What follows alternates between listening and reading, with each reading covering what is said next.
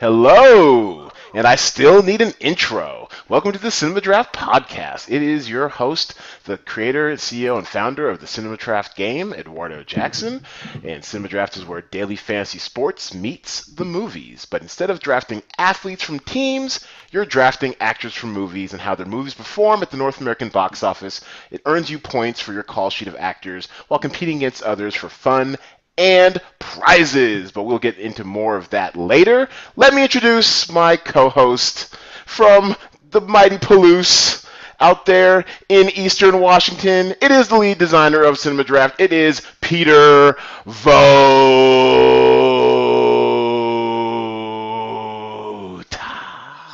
Here comes the sound of a good old-fashioned American beer. Oh, there it is. Oh, is it lit? Yep. We're cracking it up tonight. Woo! Damn straight. Shit is so lit. And as you can see behind me, I'm at the beach. Not really. And as you can hear, we've got a new soundboard, and I'm going to go nuts. So, tell me what you think. Email us at podcast.cinemadraft@gmail.com. Tell us what you think about the background. Tell us what you think about the new soundboard. Tell us what you think about Peter cracking open a beer and getting it off the chain. And now we got you together now here, Peter. Let's have a little fantasy football minute, because this is part of our lives, what we enjoy to do. How'd your fantasy football team do this weekend?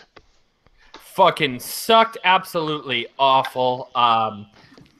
So I like to chalk it up to the fact that this was the first bye week, but I really can't, because my bye week stand-ins were both Kirk Cousins and the Washington defense, both of which performed, fine, good enough to get by.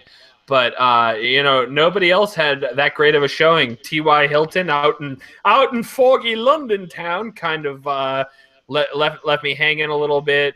C.J. Anderson, Travis Kelce. I mean, everybody did okay, but not enough to win the game against a tough opponent who had Crabtree, who went the fuck off. And I got smoked by 24 myself, so it was a bad week all around. We'd also like to take the time to introduce you to our drinking game. Generally, we like stuff. When we say we like stuff, we say that it is very, very lit. So whenever you hear lit, you have a drink. And I'm actually introducing a new word to the podcast drinking game tonight, because this is one I'd like to promote. I want to get this out more into the cultural lexicon.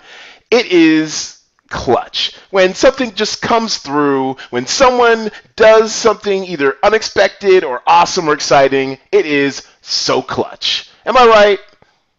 So clutch, so lit.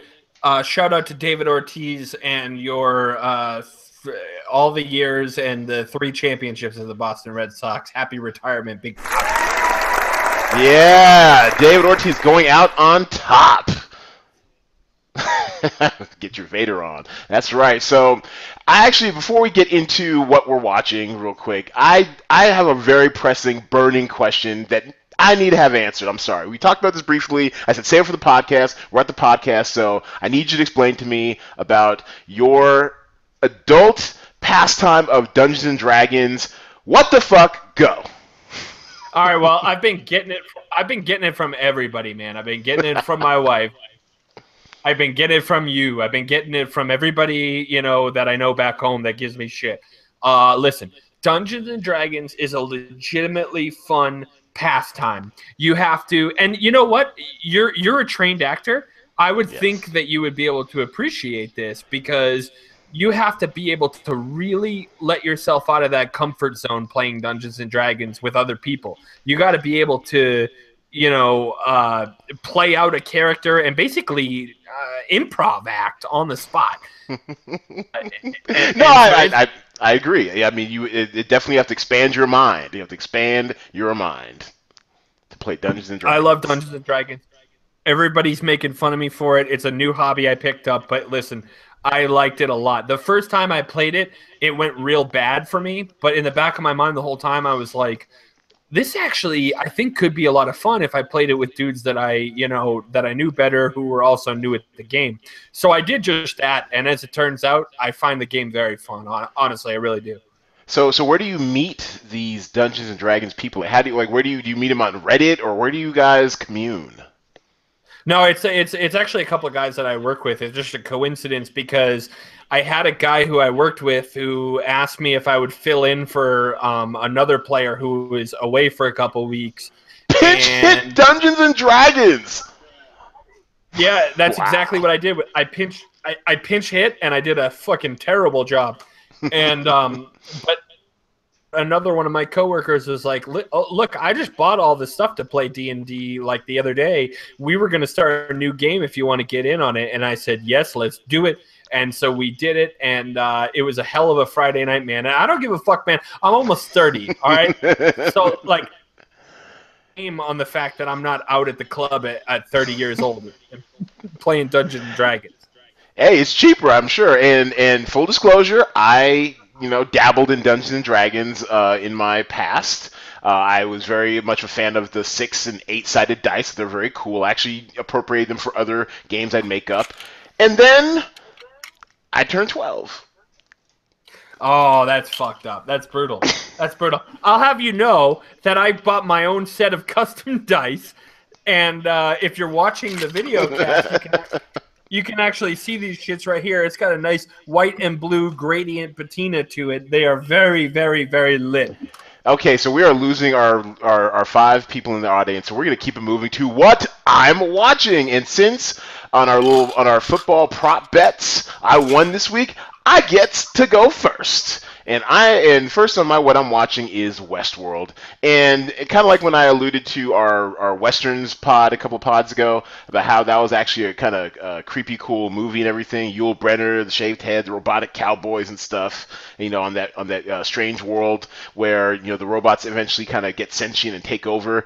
This Westworld, I mean, it's a series. It's by Jonathan Nolan, who's the brother of Christopher Nolan of Batman and Inception fame, and also he's done his own good job on Person of Interest. He's really kind of into like futuristic sci-fi type stuff, and this is creepy cool as well. It's a slow burn a little bit. It's kind of setting the world after the pilot, so I'm intrigued to see where it's going to go. But it's definitely creepy cool. I really want to get to the second thing I'm watching, which is Insecure. And my God, my girl Issa Rae has translated successfully from her awesome web series, the Awkward Black Girl, into this co-creation with Larry Wilmore, formerly of the Larry Wilmore Show, and also I think a producer or co-creator on Blackish. Larry Wilmore gets around, and they have created just an awesome, incredible, fun, like LA female kissing cousin to Atlanta. I mean, this thing, it follows this 29-year-old woman who's, I mean, obviously she's a little bit insecure about some stuff, but she's just, she's quirky. She works at this nonprofit with a bunch of white people who are trying to help black people. They're always going to her as like a cultural reference, and she, like gives them the Heisman, which I love that shit because I know how it feels. Oh, what does on fleek mean? I have no idea what that means. Of course I know what that shit means.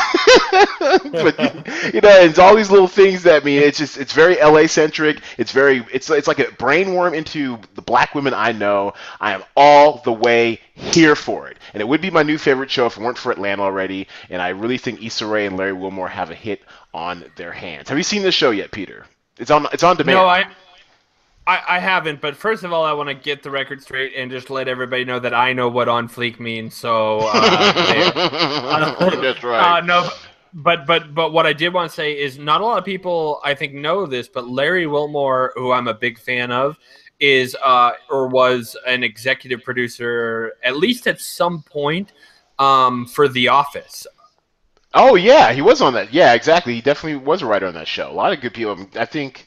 Yeah, I'm not gonna get it wrong, but yeah, Larry Wilmore's got chops. He's been around for a while, and he's got another hit on his hands. It actually debuts on HBO on next Sunday night, and it's on demand on DirecTV right now. The thing I'm really buzzing about, I just finished it like an hour ago, and I started calling random people because I wanted to talk about this show. Is Luke freaking Cage? Oh my God! It is the truth. Yes, it does serious work. Rihanna style, straight up. It is the blackest thing I might have ever seen. It is literate. It alludes to our boys Walter Mosley, Donald Goines, W.B. Du Bois. Talks about the Harlem Renaissance and everything in the middle of a contemporary urban superhero, and I use that lightly in quotes because I mean people look down on the superhero genre, but it's within the Marvel cinematic universe. It is stylish. It has the full diaspora of black music on display. Everything from like old school big band Duke Ellington type music to contemporary hip hop and rap. Actually, there's some cameos. Method Man shows up. There's a whole song, Bulletproof Love. It is just, it has Harlem front and center, and the women bring it hard, if not harder than the men in this thing. I mean, Rosario Dawson, she's like the connective tissue between all these different, Marvel TV shows on Netflix. And she's in there, holding it down, Boricua style. Simone Missick, she is a revelation. I've never seen this woman really before in my life, and she is just crushing it as Misty Knight, who's the police counterpart to our main dude, who is Mike Coulter, who plays Luke Cage. Our boy from The Good Wife, man, has he? It's just almost it's been amazing to watch how his stature has grown. I mean, he's already making the rounds, doing press for this and everything, and he's being widely received. But I remember him on The Good Wife as just the well-spoken, very literate, super intimidating drug dealer, Lamont Bishop, and it's amazing to see him take on this role as basically a bulletproof black man. The backstory is it's a black man with superpowers, and his superpower is that he's got unbreakable skin. Like you shoot bullets off at him, it just bounces off, doesn't hurt him, and if he does get hurt at all, it heals up super quick. That's his like superpower. And so at first I was a little bit, I was a little cautious going into this show because I was like, well, how interesting, how much fun can a guy who's indestructible be? And the creator of this series, Cheo Hodari Coker, was quoted as saying, "In these times." And I think we all know what we mean by "in these times." "I will never get tired of a bulletproof black man," and let the church say amen and ashe. Snap your fingers up. I am definitely there for it. If you haven't seen it yet, it is, as our boy would say, major key. Got to get on that. Yeah. Is it on your radar, Peter? It is for sure. And listen, so this is a testament to how good Luke Cage seems. I am not a fucking Marvel guy. I am not a DC guy. I don't do any of that. I'm not an Iron Man, Avengers, any of that stuff. I don't do it. I like the Punisher. I like the Punisher, and this kind of leads into the question I was going to ask you when you brought up Luke Cage. Is you said Luke Cage is the blackest thing you ever seen. So my question is, what's going to be blacker, Luke Cage or Black Panther? Because if Black Panther eat pizza, we eat pizza. Ooh, wow. Oh man, that I guess we're gonna have to find out. Black Panther comes out, I think, in 2017 at some time. The cast is awesome. Michael B. Jordan, our boy Chadwick Boseman, Lupita Nyong'o. I mean, it's studded up. I don't know. I mean, the cast is blacker than shit. I love it. I'm definitely there for it. But that's gonna be close. I don't know. It's the thing about Luke Cage, which I found really, really refreshing, is that it definitely has its twists and turns. Alfre Woodard holds it down. She's got to be 60 something maybe at this point. She is sexy as hell in it. She's lighting up the screen with just like her intensity and everything. I mean, it's very cultural too. It never lets you forget that the wellspring of artistry that's in the black community, and it touches on all the topics that we're talking about today with police brutality and harassing black men. And basically, I tweeted out a quote from the movie this afternoon where someone in the movie says, who would have thought that the hero we have for today is a black man in a hoodie? Because that's Luke Cage's costume if he has one. He walks around Harlem wearing a hoodie. And Cheo Hodari Coker, the creator of the series, said that was a very purposeful choice because we're basically trying to deconstruct the myth of the scary black man. And that's a real thing though, because when the whole Trayvon Martin thing came down, I was living in Vegas and I was walking around in a hoodie. I consciously had started feeling self-conscious about it because I didn't want to get profiled. So it's a thing. So I was very, very pleased to watch this show. I binged it off and on. I had a lot of work this weekend, but I binged it, got through all 13 episodes. It is a must watch. Yeah, Luke That's Cage. right. Luke Cage definitely is on the radar for me, and like I said, I generally do kind of the outlier sort of comic book characters. So I like the Punisher, I like Deadpool, but I'm not into your Iron Mans and your Captain Americas of the world. So Luke Cage is for sure on the radar, and Black Panther, that movie, that might be a day one watch for me. Yes. Absolutely. I am there for it. And the last thing I'm kind of watching is Lethal Weapon. They basically took the movies franchise, which is probably kind of petered out by now, made it into a TV show. I had huge skepticism and doubt going into watching this show, but it actually kind of works. And I was telling a friend of mine last night that it's kind of like visual comfort food. It's not like the first thing I'm gonna watch in my very crowded DVR, but when I get to it, it's okay. Like it's pleasing. The chemistry between Damon Wayans and Clayne Crawford, who is phenomenal. Clayne Crawford is a star. Y'all don't know it yet. He's on this little-known show on Sundance Channel called Rectify, entering its last season starting October 26th, I believe, and which I'm all the way caught up on. I love that show. Very slow burn drama. But Clayne Crawford, does really good work there and brings that same kind of intensity to Lethal Weapon. And it's if the movie franchise. It's like the crazy, the crazy white guy paired up with like the family black guy who's about to retire and stuff. Young, old, white, black, family. Dude lost his family, which is why he's crazy. And so, they just make it work though. They have like a nice little chemistry after 2 episodes, maybe 3 episodes, and I'm kind of there for it. It might get lost when other better shows in our golden age of TV comes along, but for now, it's nice comfort food. I don't understand why they had to call it Lethal Weapon. Like, what if they? There are no new ideas in Hollywood. That's what it is. No, but it is. But it's totally different than the Lethal Weapons. So technically, it is a new idea, and yet they named it with something old. So, like, I'll take your word for it. I'm not contesting the quality of the television show whatsoever. I just find it funny. We were watching football last weekend, my wife and I, and the commercial came on for Lethal Weapon, and I was like, why the fuck do they gotta name it Lethal Weapon? Like, it's got nothing to do with the original Lethal Weapon. But I mean, that's just a nitpick, I guess. No. Yeah. No. Yeah, why they name it? Yeah, it is what it is. It's just not bad. But Lethal Weapon actually is a nice little segue into this week's topic, which is buddy cop flicks. You ready for it, Peter? I'm ready.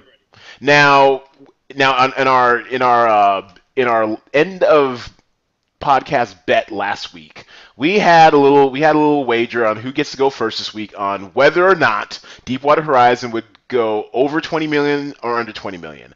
I do believe I had the over, you had the under, and how much did I was about to call it Lethal Weapon. How much did Deepwater Horizon gross this weekend, Peter?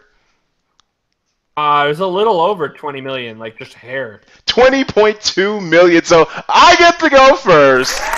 Woo! Damn straight. So here are the rules of how we do our segment when we basically drafting movies. So you have to have a little bit of game theory to get involved with this, because basically what we're trying to do is we're trying to draft the top 5 buddy cop flicks. Not necessarily our favorites, but sometimes we're trying to block our friend from getting the movie that we think that they're going to pick. So, for example, if we're doing, say, mafia movies and he does Godfather, then that's off the board. I can't do Godfather. I have to come up with something else. And we alternate. I go, then he goes. And my first pick for buddy cop flicks this week is Wrong Drum. Okay. It is...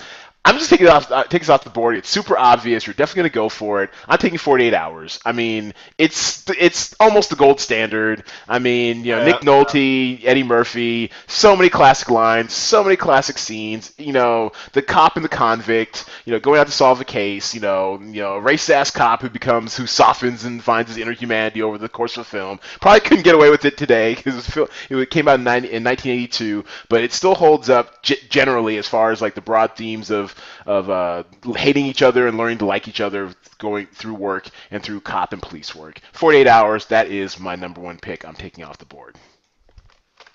Yeah, good pick. I like it. 48 Hours was a good flick. Nick Nolte. It's funny. I can't think of Nick Nolte without picturing his DUI mugshot in my head.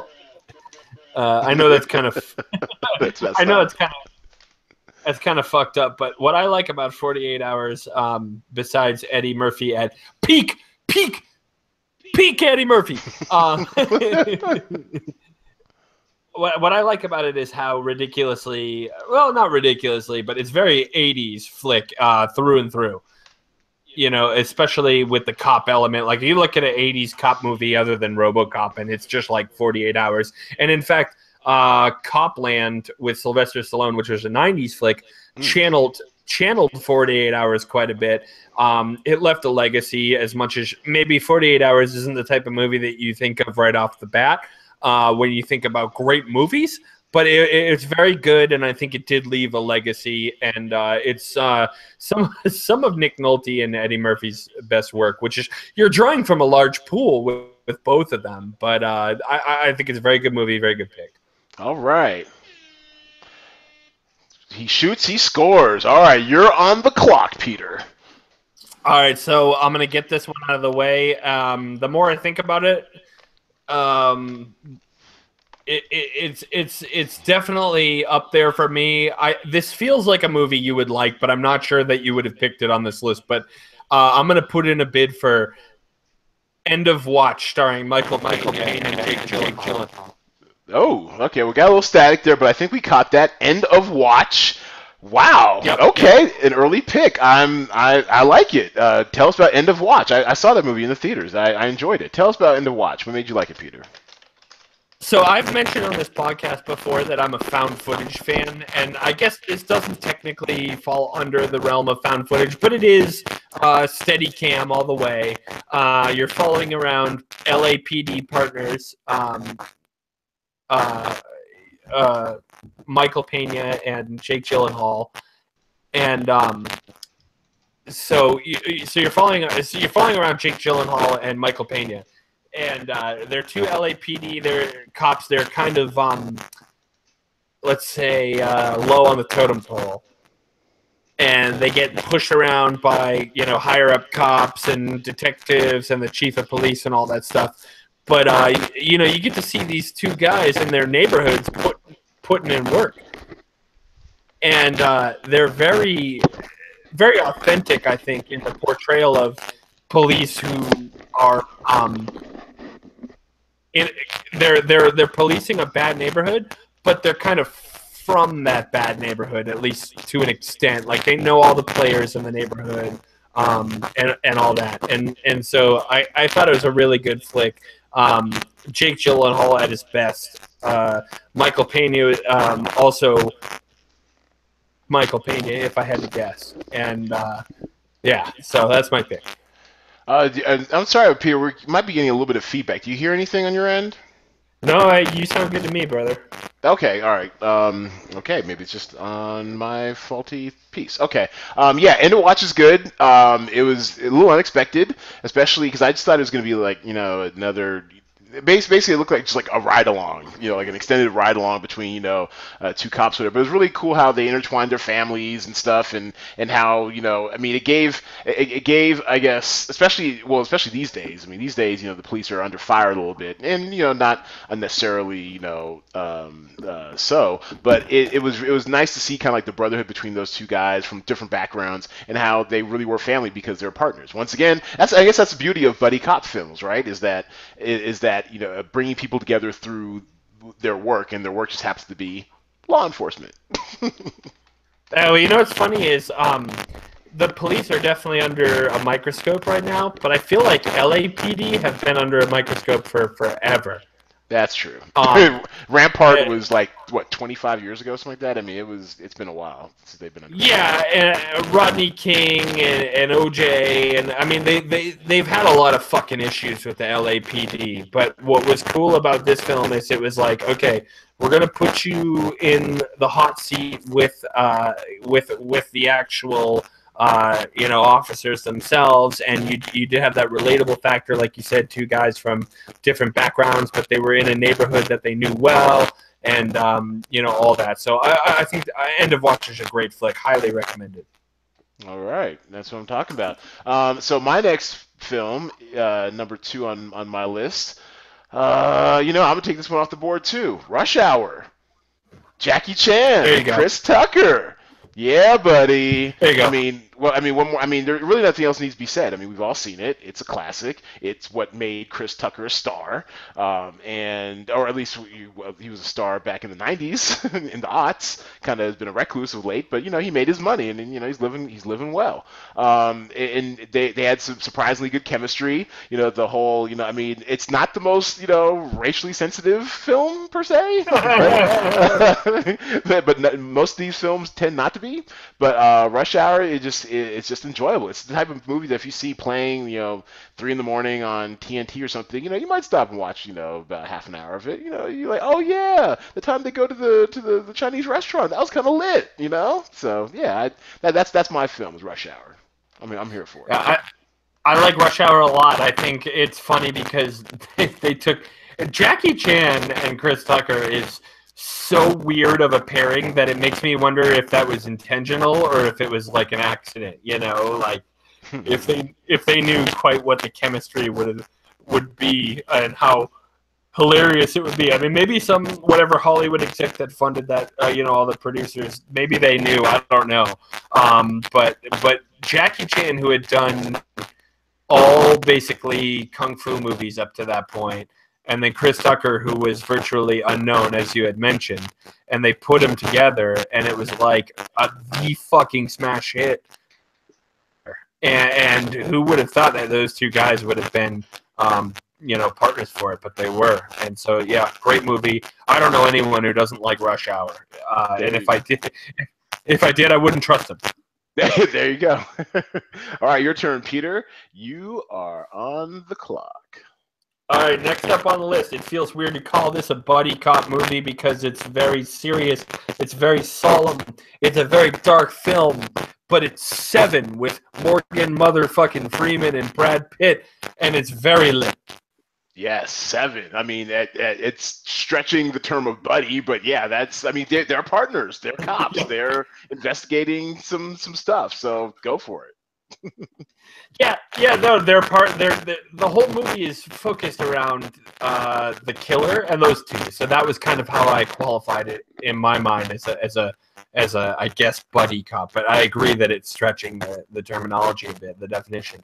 But wow, what a lit concept for a serial killer, somebody who kills based on the 7 sins in the Bible.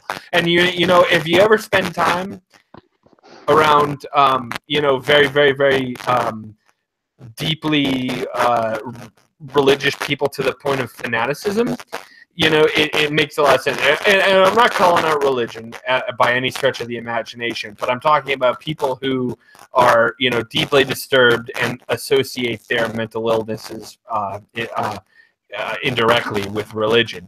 The concept of a serial killer who is so obsessed with the concept of the 7 sins, like gluttony and envy and lust and all that, it makes sense to me that there could conceivably be a serial killer who followed those guidelines.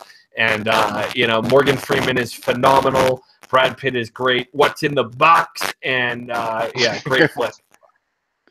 Yes, that was one hell of a reveal. I still remember to this day. My goodness, that's a really astute pick. I like that, Peter. I'm put that on the board for you. My next pick would be Money Talks, which once again, Chris Tucker. Maybe I was on a Chris Tucker jag this afternoon. I don't know, but that one was basically an update on 48 Hours to an extent. It was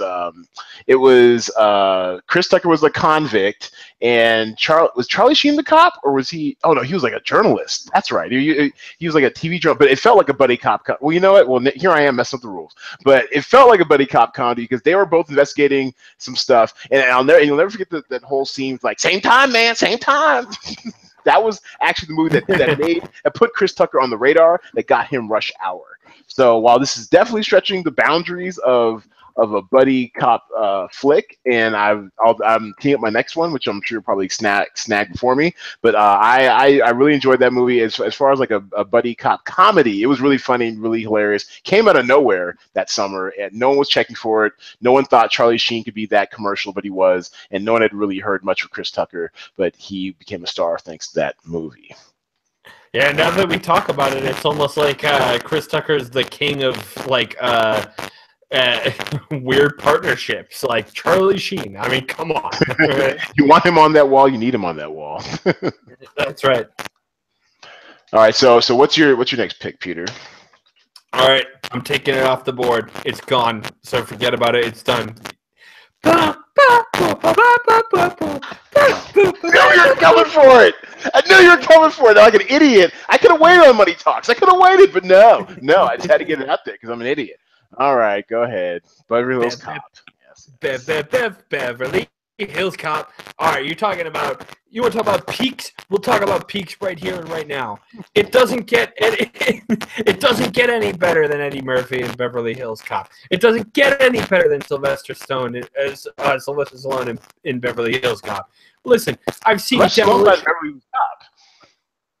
Huh? Sylvester Stallone's not in Beverly Hills Cop. I know that was my mistake. People on the internet like roasting us. So no.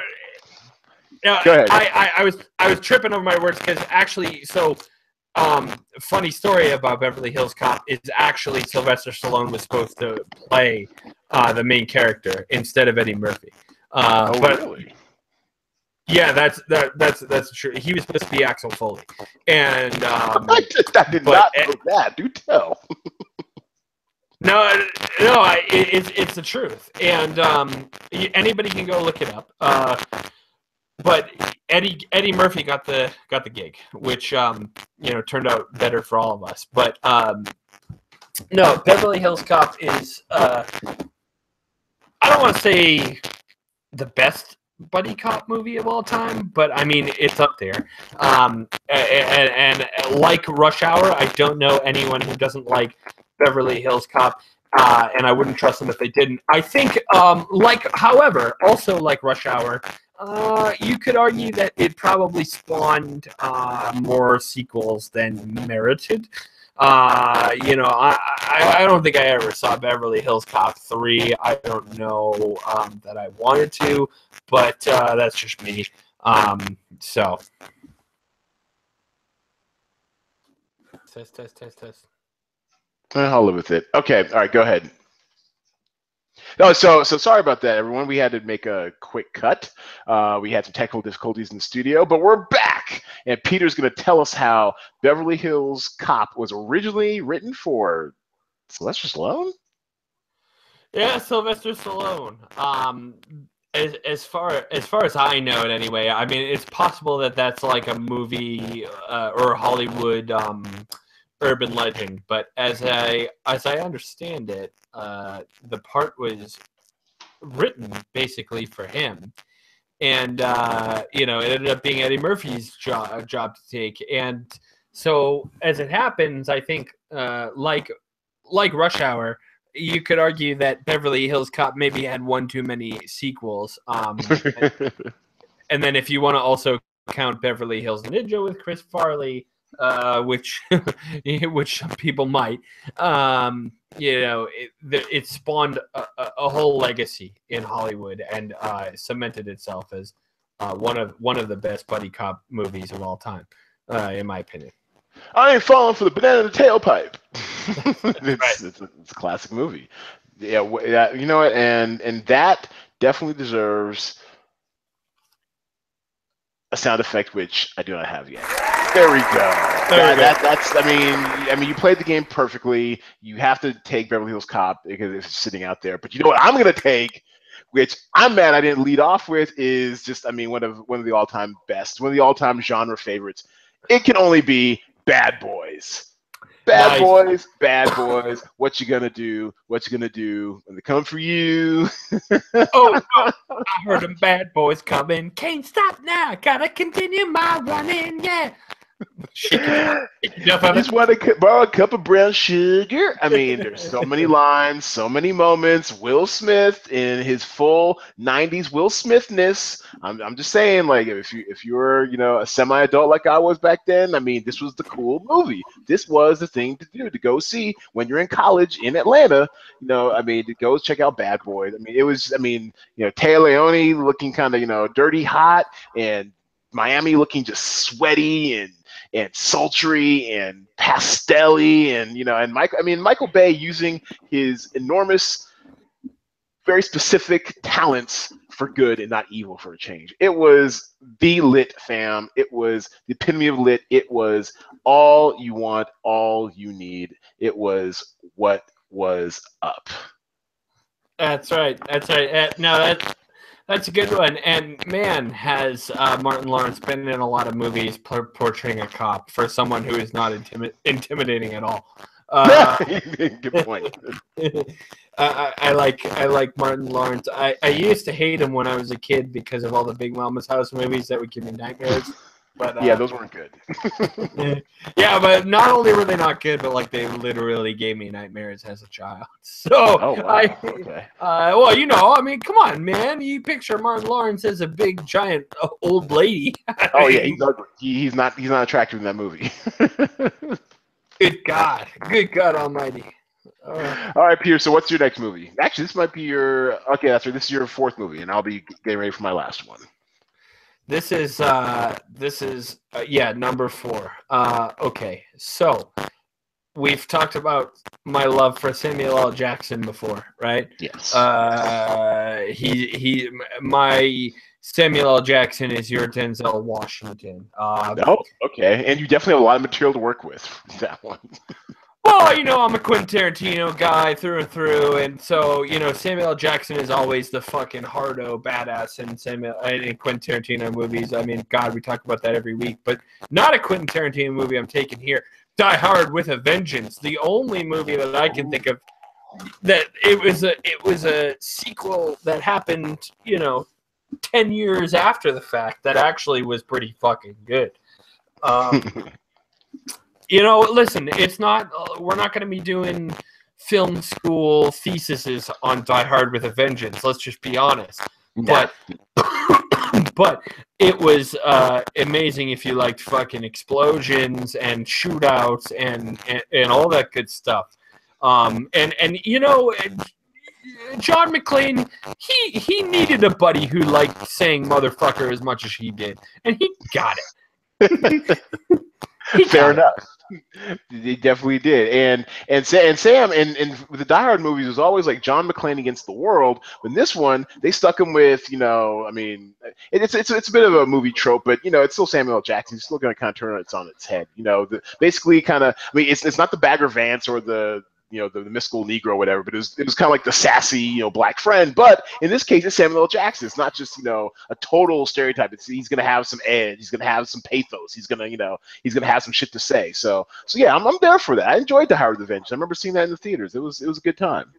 It was definitely the sassy black friend stereotype, but Samuel L. Jackson kicks much ass, and that's his stereotype, or that's his like, pigeonhole as an actor. So it's like, I think, it was he's the best pigeonhole you can be.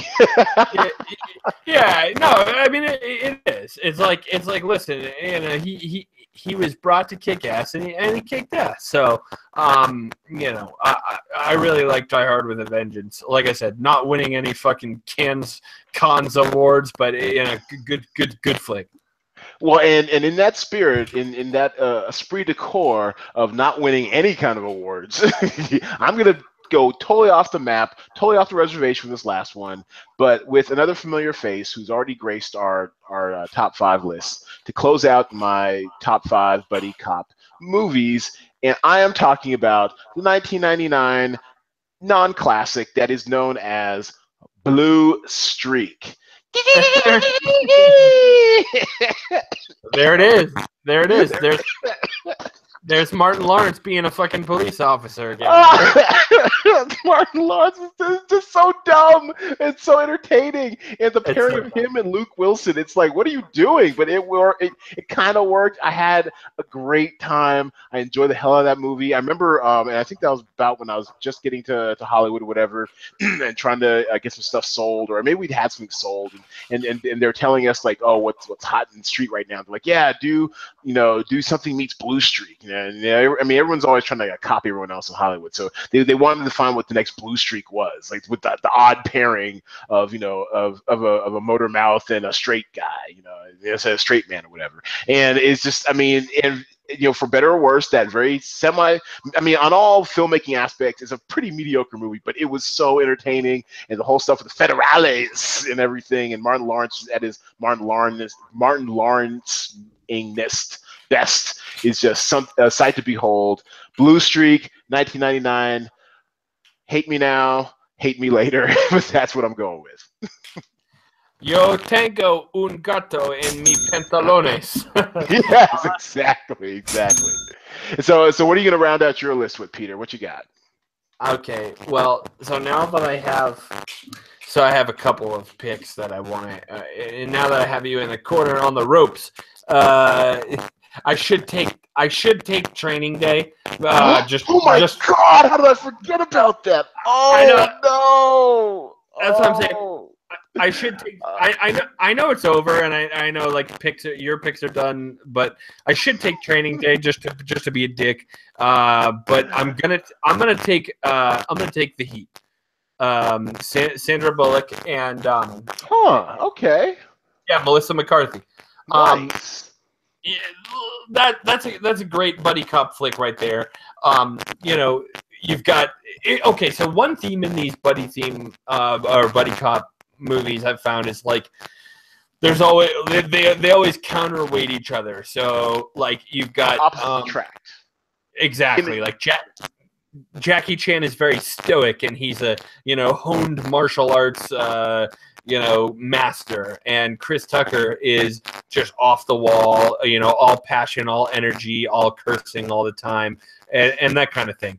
But that trope follows itself all the way to like The Heat, which only came out a few years ago, where you've got Sandra Bullock is the stoic counterweight to the obscene Melissa McCarthy, who is basically wonderful in every movie that she's in. Sandra, she's very. She is a delight. She's very funny, and Sandra Bullock, the God, based on our pick of Gravity last week. We all know what she does. The God. You don't need to look up the Wikipedia on Sandra Bullock because you already know about her. Shout out to Boston. Great movie. It's like The Heat is like The Departed, except it's a comedy movie. It's chicks and they curse a lot and kick ass. And The Heat was great. And what more could you really ask for? I mean, that's right up your alley, isn't it, Peter? It is, and people will take. I imagine that the average person would take 21 Jump Street over The Heat, like the modern 21 Jump Street over The Heat all day long. But they're wrong. The Heat blows 21 Jump Street out of the water. So fuck you, Jonah Hill. Kicks major ass. All right, and that is our top 5 of the week, the buddy cop flicks. Thank you very much, Peter. I enjoyed that. And so now we are getting, that's right, clap it up for yourself. And now we're getting to the portion that you've all been waiting for, where we describe the Cinema Draft game, what it is, and what we're about to get into. Cinema Draft is the fantasy sports version of the movies. You draft 10 actors who are assigned a dollar value salary. You have $100,000 in budget to try to fit them all in. You must have 10 actors, no more, no less. You have to have at least one actor of 3 of the release types of movies, wide, limited, or platform. And then you also have your headliners, who are worth 40% more. And these headliner actors, for example, if you had Will Smith in Suicide Squad versus Margot Robbie in Suicide Squad, if a Suicide Squad earns $100 million, Margot Robbie gets 100 points while Will Smith gets 140. You get a 40% bonus for your headliners. This game is free to play. We are currently in private beta, so definitely check us out at cinemadraft.co. And let's get to one of my favorite portions of the podcast, which is the shot list. also known as views you can use to pick the winning call sheet. All right, so first we're starting with the A list, and these are actors you will definitely want on your call sheet. We're looking at Emily Blunt, the girl on the train. 18,200. It's wide release, and basically, kids, don't overthink it. Just go with what you know. This thing is tracking tremendously. It's got a stellar cast. It's got a pretty looking cast. Everyone's going to go see this movie. I'm going to go see this movie. So just go with your gut. Get Girl on the Train. Don't even think about it. It's pricey. It's almost a fifth of your budget, but Emily Blunt as a headliner will get you a nice little bonus. Do what you must and get Girl on the Train. And also on our shot, also on the A list, we have Eva, I think it's Ava Green. She's the lead on Miss Peregrine's Home for Peculiar Children, and this one caught me unawares. I mean, caught me my pants down. I was embarrassed. Everyone stocked up on this movie in last week's feature presentation. Matter of fact, once I figured out that it was tracking so strongly, I went and did a full stack. I put 8 actors from Miss Peregrine's and try to ride it out, end up losing by a narrow 2 points in my own game. But basically, this thing came in with 28.8 million this past weekend. And even if you assume a 50% drop, it's still holding around 15 million, which most likely will make it the second highest movie of the weekend. So, once again, don't overthink it. Even despite the tepid reviews, it should still have a strong second weekend of 15 million or more. Nothing else even seems to be in that range. Now, co-starring is the part of the shot list where you have some values that you might want to look out for over the weekend. And this one, my man Nate Parker, the controversial Nate Parker, with his controversial film, The Birth of a Nation, to my mind, the only televised slave revolt, historical slave revolt that involves black people and not Spartacus. He is 13,000. That's right. Yeah, I laughed that up. He is 13,000. It is wide release. And this is definitely going to be my most high variance pick of the week. I mean, it could soar or it could sink. It's probably not going to be any in between. Everyone I know wants to go see it, but of course, a lot of people I know are blacks who are educated and gone to college and have been waiting on some shit like this and just chomping at the bit. I'm not sure what the general, movie-going populace is thinking of it. It might totally crap out, but I'm going to have me some Birth of a Nation. I'm going to do a little research, see what the tracking looks like. I'm definitely on Birth of a Nation. What about you, Peter? Does this hold any interest for you at all? Yeah, I'm all in on Birth of a Nation, and it's to your point. If you want to know what the American movie-going public thinks of it, you can look only to the box office listings of it, in which it is not nearly being treated as. I'll put it this way: here in Pullman, Washington, we've got one showing of it the next 2 days. So. I mean, you have one whole. You know what? Honestly, it's a true story. When I was growing up, there was a film that came out called Panther. It was I think it was not Melvin. Mario Van Peebles directed the historical reenactment of the Black Panther Party, right? Which totally has gone a bad rap throughout history. That's another story for another pod. But anyways, Panther came out literally for, I think it might have been in Seattle for 1 weekend, maybe 2, was it 1995 or something, and it was gone. It came and it gone. 1992, it came and it gone, like that. If you didn't catch that first weekend, it was gone. So the fact it's even on a screen in Pullman, Washington, I mean, Strange, give yourself a hand, Pullman. Support that film, Pullman, Washington, Eastern Washington. Yeah, no, it's definitely, it's got that, Birth of the Nation has that vibe about it where it's like it's almost trying to be swept under the rug. That's my personal feelings. Like I you can go anywhere and see storks like 7 times a day here, but in the area, but Birth of a Nation only gets like 1 theater showing. I mean, fuck off. And also, just while we're at it, shout out to Mario Van Peebles' New Jack City, one of my favorite movies of all time. All right, man, bruh, that definitely deserves the bruh. Yeah, that's classic. All right, also in our co-starring category is Lupita Nyong'o, who turns out was the deciding factor. the deciding factor in our $250 feature presentation. Last week, in our inaugural weekend of real money tournaments where we went live to the public, it came down to the wire. It was truly a sweat. Fredo was leading after Friday by less than a point over Jay Devlin. Jay Devlin leapfrogged him after weekend estimates, and it was going to have to be a hold. They both had similar call sheet constructions with a six-pack of Miss Peregrines and then the two headliners for Deepwater Horizon. And it came down to the fringe. It came down to what they had in their platform and limited releases. They both picked MS Mahoney, the life story of the Indian cricketer, so that cancels each other out. And whereas Fredo picked Don't Breathe, which has been in release for like 5 or 6 weeks, it was Jay Devlin who came through in the clutch, picked Queen of Kotway in its second weekend, just recently expanded 1,200 screens, and he edged out Fredo by like 0.6 points for a $30 bump. So he went from winning $50 to $80. Good job, Jay Devlin. Just going to shout you out for that astute pick, Queen of Kotway. Lupita Nyong'o as the headliner with that 40% bonus was the difference, and it is in limited release still. That is our estimate. It will probably be less than 2,000 screens. You need this one. You want this one. There's not much out there. It's kind of a wasteland for limited and platform releases this weekend. But this movie, every time I see the commercial, it makes me smile when the little girl says, "The small one becomes the big one." I love that little girl. I'm going to see a movie. Cutting Room Floor's last part of the shot list. This basically skip these losers. All Bridget Jones's baby. It's still probably gonna be a wide release. It's just taking up space at this point. It may even be limited. Either way, no one's seen this movie. It's only grossed about 21 million. You skip this loser. And then also When the Bow Breaks, which kind of breaks my heart a little bit, even though I didn't see it. It's got some very attractive leads. It's got Morris Chestnut, who's forever young. He's on Rosewood on Fox, still shirtless and at 40-something killing it. And then Regina Hall, who's just, bae from The Best Man. Gotta love her. And basically, when it comes to The Bow Breaks, it's limited release, and it's a tweener. I anticipate it to be just over 500 screens. It's not big enough to be, it's basically what I call a movie without a country. It's not big. It's not small enough to be a platform. It's not big enough to be wide release, and it's got the grosses for neither. It's just stuck in like zombie land. Skip it entirely. There are other values out there to be had. Do you have any shots on what you're looking out for this weekend at the box office, Peter?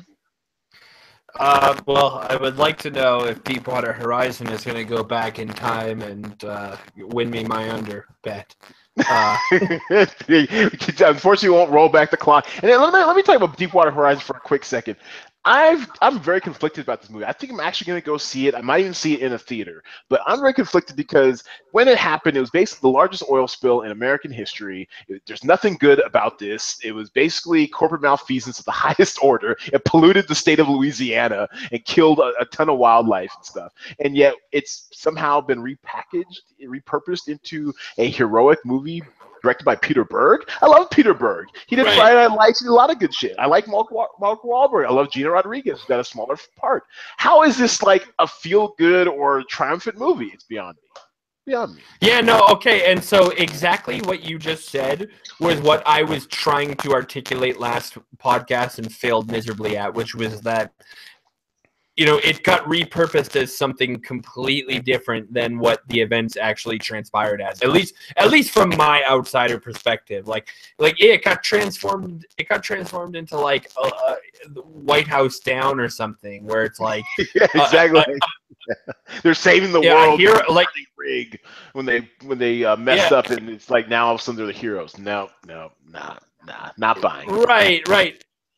No, and that's what I failed at last week, but I was trying to say, but no. So I will say, the thing about Deepwater Horizon is also, like you mentioned, is that if it continues to shed light on the motherfuckers that were responsible for all that, then so be it, right? And also, it's kind of like The Big Short, right? Where like not only was The Big Short a beautiful masterpiece of cinematic art, but also you don't let it go the fact that the chief most responsible people for these disasters that have happened in our country in the last forever basically are still not held responsible for it. So while Deepwater Horizon is a little ridiculous, and last last podcast I kind of grazed upon it, was like, it looks stupid. Like, that's what I was trying to say, was that they turned this, very serious thing into a hero movie, which in my eyes is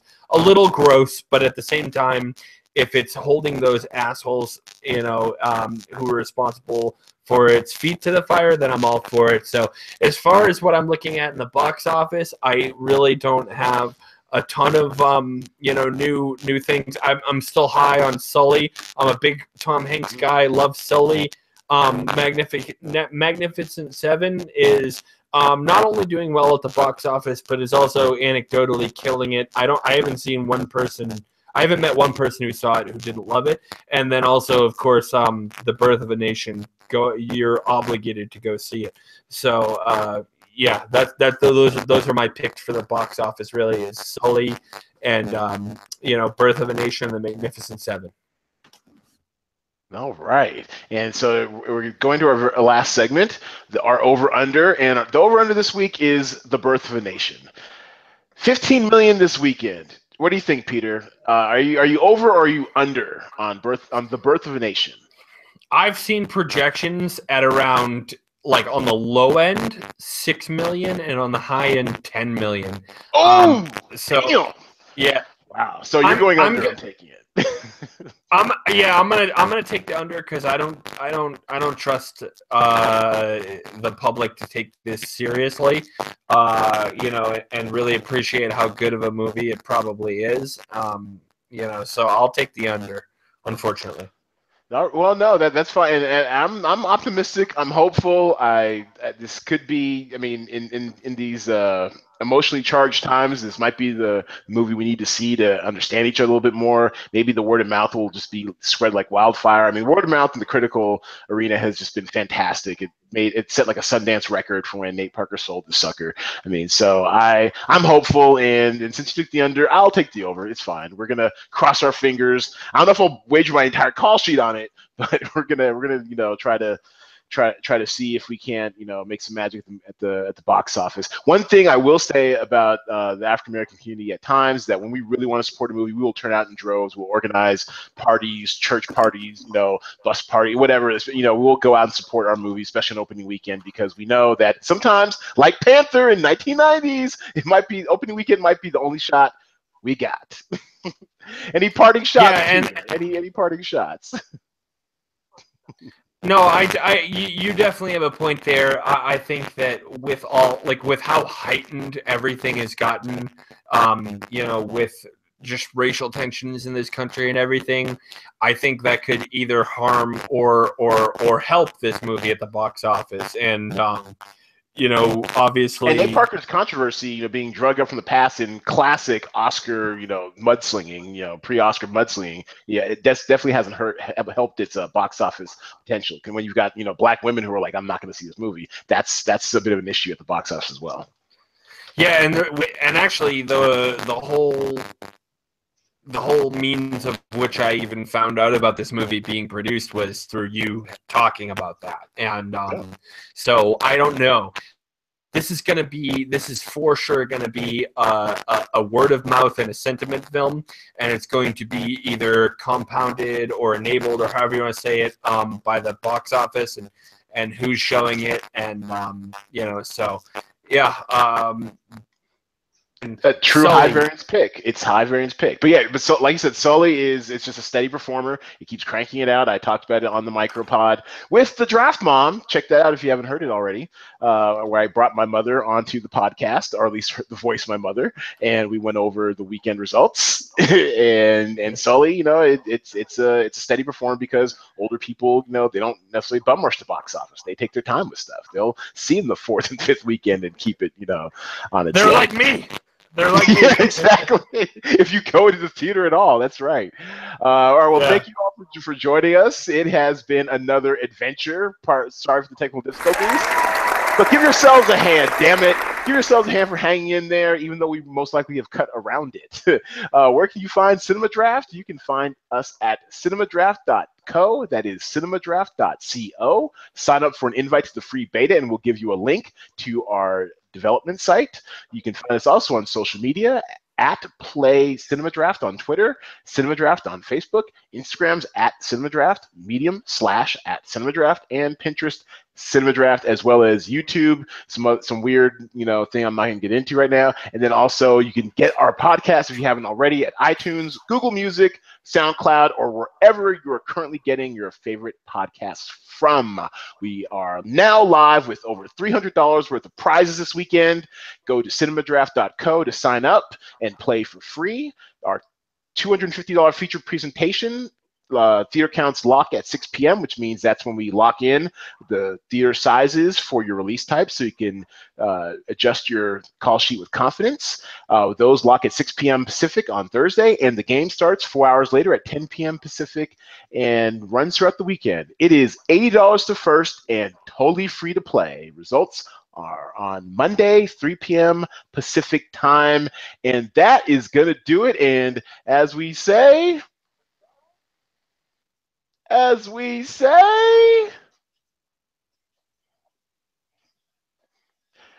holler at us later.